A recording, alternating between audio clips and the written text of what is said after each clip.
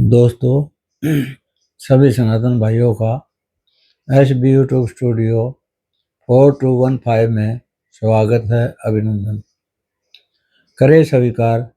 आपको आपके भाई सुरेंद्र भारद्वाज का प्यार भरा नमस्कार। दोस्तों, आज मैं माननीय स्वर्गीय श्री अटल बिहारी वाजपेयी जी के जीवन पर थोड़ी बहुत चर्चा करना चाहूँगा, कुछ रोशनी डालना चाहूँगा। एक छोटा टुकड़ा पेश करना चाहूँगा आप सब लोगों के लिए। सबसे पहले मैं हर रोज की तरह एक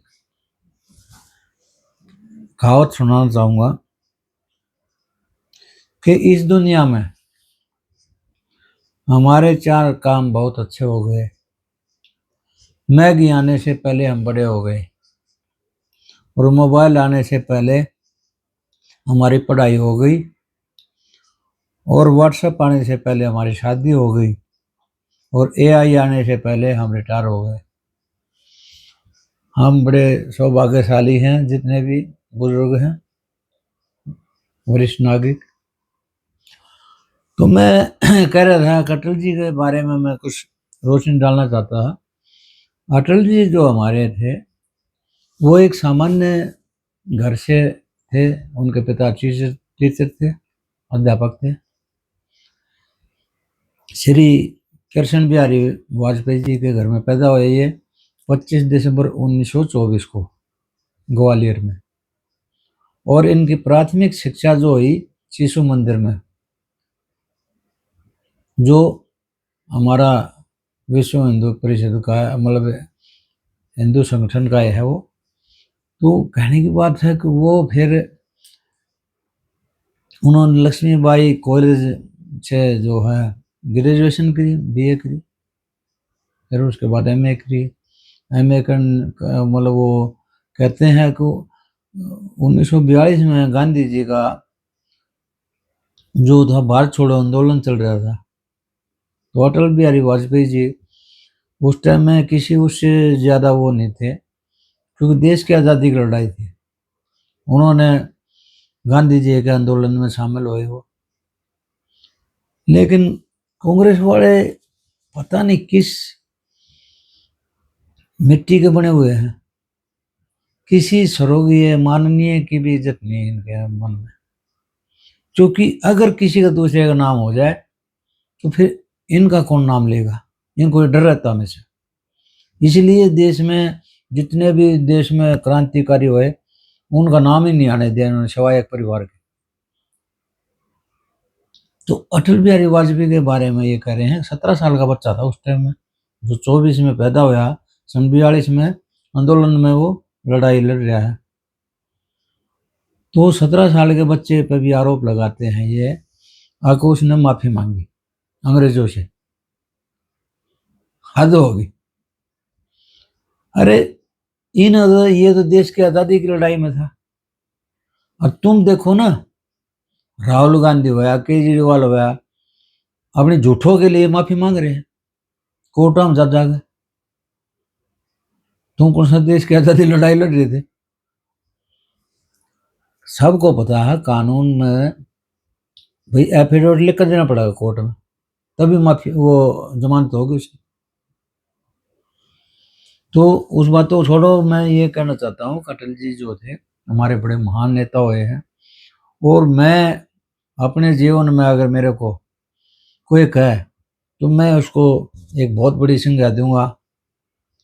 सतयुग का आदमी कलयुग में पैदा हो गया, और वो एक इतना महान नेता हुआ है, युग पुरुष कहूँगा मैं उसको, जो 1957 में पहला इलेक्शन जीता था बलरामपुर से, और पूरी जिंदगी वो पार्लियामेंट में रहे।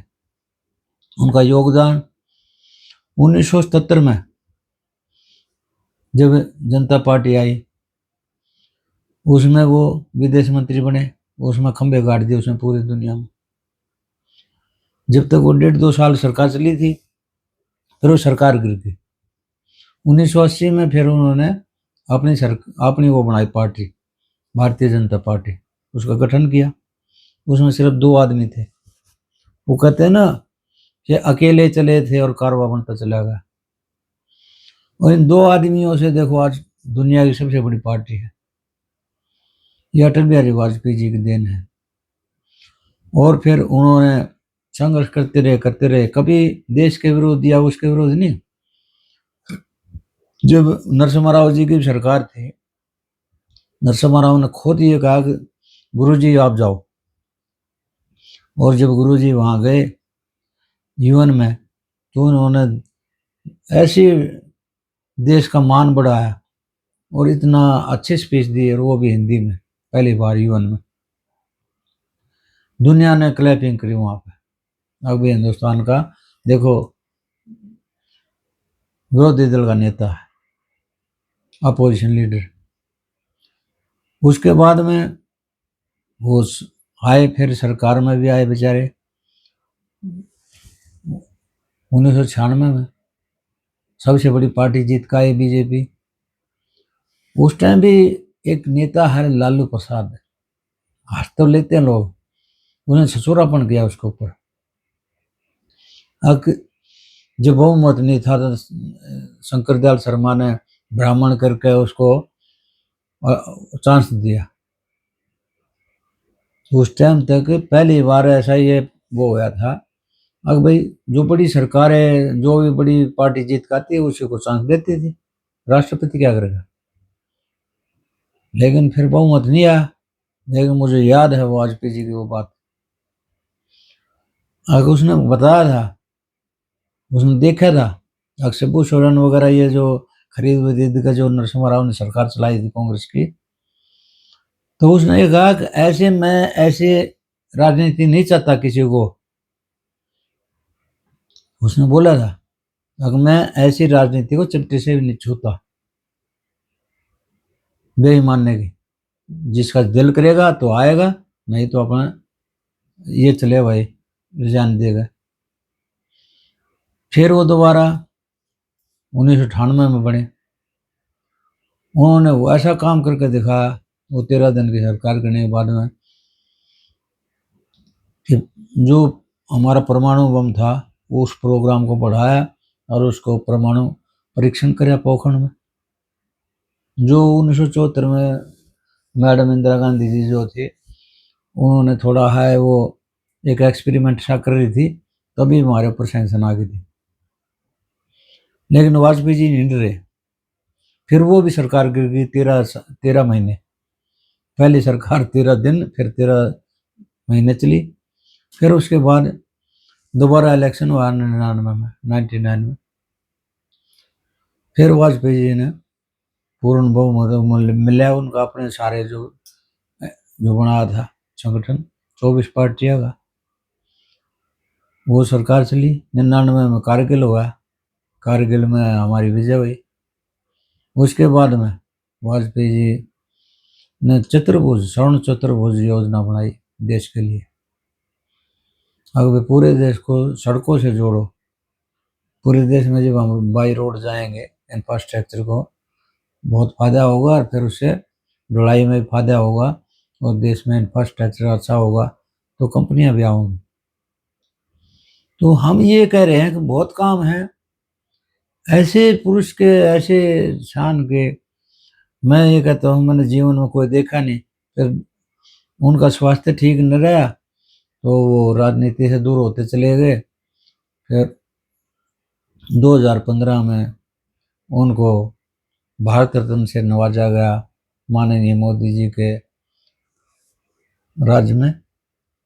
तो फिर वाजपेयी जी का स्वास्थ्य खराब होता ही चला गया, क्योंकि उसे घुटनों में परेशानी थी, और वो उनका देहांत हो गया 16 अगस्त 2018 में। हमारे यशस्वी माननीय श्री वाजपेयी जी दुनिया से चले गए। लेकिन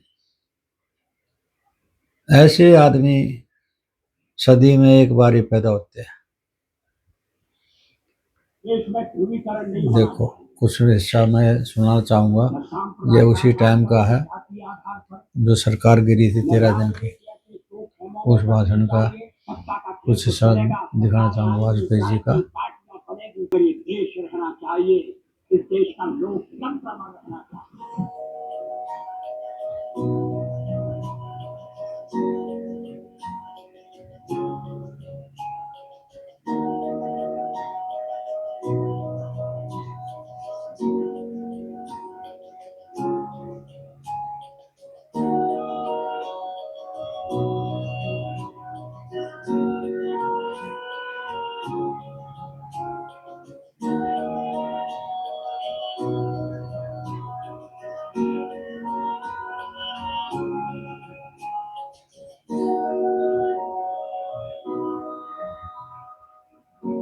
मैंने 40 साल आलोचना की,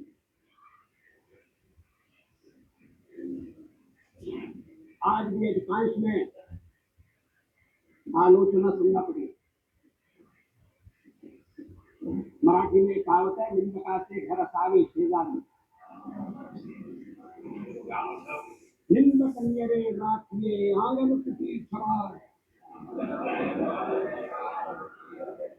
निंदा करने वाले को पास में रखना चाहिए, चापलूस नहीं तो बिगाड़ देंगे। अगर निंदक रहेगा तो बिना साबुन और पानी से सफाई करता रहेगा। बार बार इस चर्चा में एक फर्ज सुनाई दिया है कि भाजपा तो अच्छा है मगर पार्टी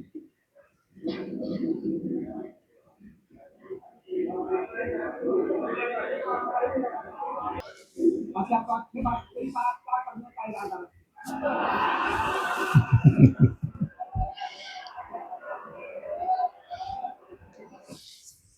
दोस्तों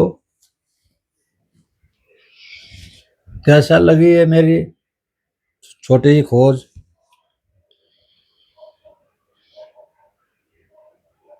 क्योंकि इसमें मेरा कोई ऐसा मकसद नहीं था, लेकिन एक सिद्धांत वाले नेता की बात थी। मैं पॉलिटिक्स में ज़्यादा नहीं जाना चाहता था, फिर भी मेरे को अच्छा लगा, शायद आपको भी अच्छा लगेगा। ये मेरा जो कोशिश है, सभी भाई इस पर कमेंट्स करें, लाइक करें, सब्सक्राइब करें, ये आपका चैनल है। अच्छे अच्छे प्रोग्राम ऐसे ही कोशिश होगी, आपकी पसंद जो आप भेजोगे उसकी भी हम कोशिश करना चाहेंगे। सभी भाइयों को राम राम, जय हिंद, हर हर महादेव, जय श्री कृष्ण, मुरलीधर की जय।